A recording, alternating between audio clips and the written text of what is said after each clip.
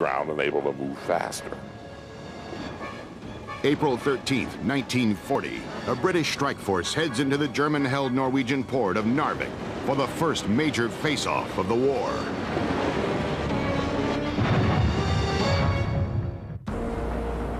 April 13th, 1940, a powerful British task force makes its final approach to Narvik.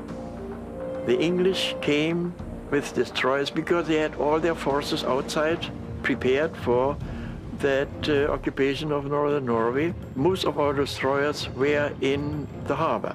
Some of them were not. My destroyer was not there either. And the English fired blindly into the harbor, sinking 3 of our destroyers and sunk them. And they also sunk 14 merchant ships of different nationalities. We in the fjord, which we are about an hour away from it, heard that gunfire in the morning. We speeded in the direction of that gunfire and fell the English in the flank. And they were surprised because they didn't expect us.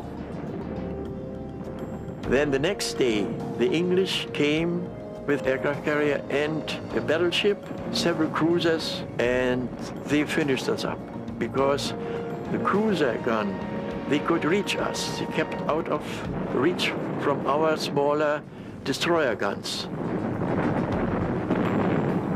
So we were sunk about a mile out of the shoreline. When the order came from the skipper to abandon ship, we jumped into the water. I swam to one of the rafts, but that was overcrowded. Was later on immediately caught by the English, taken prisoners, and I tried to reach the shore. The British counterattack at Narvik is, in narrow tactical terms, a great success. They sink almost half of the German Navy's destroyers at the loss of only 3 of their own, but the problem is the Germans are still holding Narvik. When British troops began landing at various points of the Norwegian coast, the main impression offered to the soldiers and the junior officers was one of confusion. On the whole, the British were lacking transport, they were lacking winter clothes, they were lacking the kind of foodstuffs you need to keep going in Arctic areas and in rough country. And from the various ports, these British units are sent forward with about the only mission being find the Germans, fight them, and defeat them.